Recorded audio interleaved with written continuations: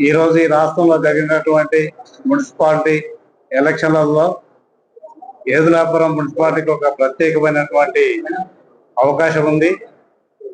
ఈ ఏదులాపురం మున్సిపాలిటీ జరిగినటువంటి ఎలక్షన్ లో మంత్రివర్యులు శ్రీనివాసరెడ్డి గారు గతంలో చెప్పారు. ఇప్పుడు కూడా పాలకవర్గం కూడా అదే నిర్ణయం తీసుకోబోతున్నారు.